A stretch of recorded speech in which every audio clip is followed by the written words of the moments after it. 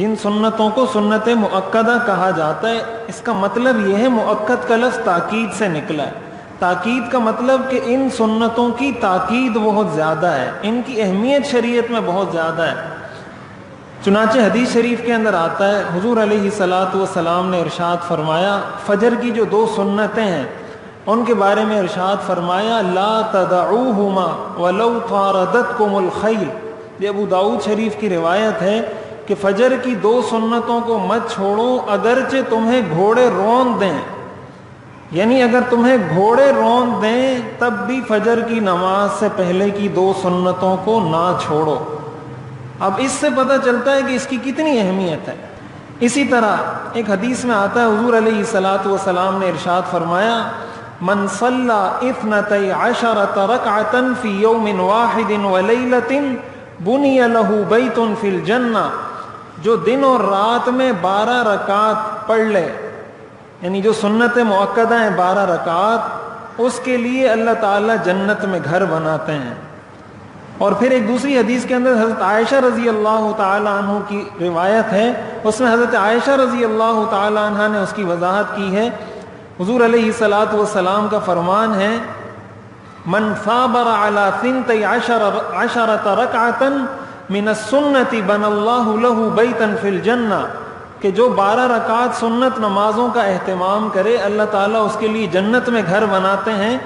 4 رکعات قبل الظہر، ظہر سے پہلے 4 رکعت، ورکعتین بعدہا، ظہر کے بعد 2 رکعت، ورکعتین بعد المغرب، مغرب کے بعد 2 رکعت، ورکعتین بعد العشاء، عشاء کے بعد 2 رکعت، ورکعتین قبل الفجر، اور فجر سے پہلے 2 رکعت۔ یہ وہ 12 رکعات ہیں کہ جب کوئی شخص اس کا اہتمام کر لے اللہ تعالیٰ اس کو جنت میں ٹھکانہ عطا فرمائیں گے۔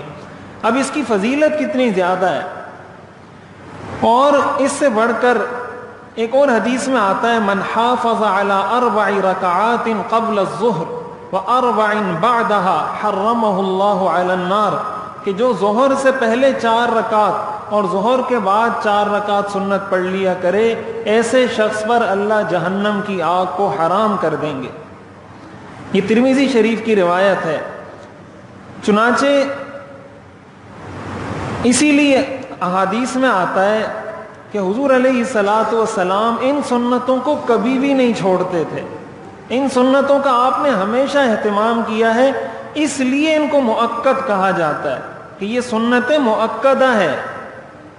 کہ اگر اس میں کوئی گنجائش ہوتی، کوئی چھوڑا جا سکتا تو حضور علیہ الصلاۃ والسلام اتنی پابندی نہ فرماتے۔ ہاں کبھی کوئی عذر تھا، کوئی مجبوری تھی تو عذر اور مجبوری کی وجہ سے تو چھوڑا ہے، لیکن بلا عذر آپ نے ان سنتوں کو کبھی ترک نہیں کیا۔ ایک بات یہاں یہ سمجھنی چاہیے کہ ہمارے جو لوگ باہر رہتے ہیں، خصوصاً عرب ممالک کے اندر، تو بعض عرب لوگ ان سنتوں کو اہمیت نہیں دیتے، ویسے ہر موقع پہ حدیث سناتے پھریں گے کہ حدیث میں یہ آیا ہے اور آپ یہ کہتے ہیں، حدیث میں یہ آیا ہے اور آپ یہ کہتے ہیں، اور اس بارے میں اتنی صریح، واضح اور صحیح احادیث ہیں اور اتنی تاکید ہے، لیکن پھر بھی ان کے ہاں کوئی اہتمام نہیں ہوتا، اور جب ہمارے لوگ اہتمام کرتے ہیں تو ان کو بھی کہتے ہیں کہ آپ کیوں اہتمام کرتے ہیں۔ تو حیرت اس بات پر ہے کہ اتنی صحیح احادیث جو بخاری کی حدیث ہے، مسلم کی حدیث ہے، ابو داؤد، ترمذی، صحاح ستہ کے اندر یہ احادیث موجود ہیں، اس کے باوجود لوگ سوال کرتے ہیں، وہاں پر ہمارے جو یہاں سے لوگ جاتے ہیں وہ پریشان ہوتے ہیں کہ پتہ نہیں اس کا اہتمام کرنا ضروری ہے یا نہیں۔ تو یہ بات اچھے طریقے سے یاد رکھنی چاہیے کہ اس کی تاکید بہت زیادہ ہے اور اس کا اہتمام کرنا بھی ضروری ہے، بغیر عذر اس کو چھوڑنا جائز نہیں ہے۔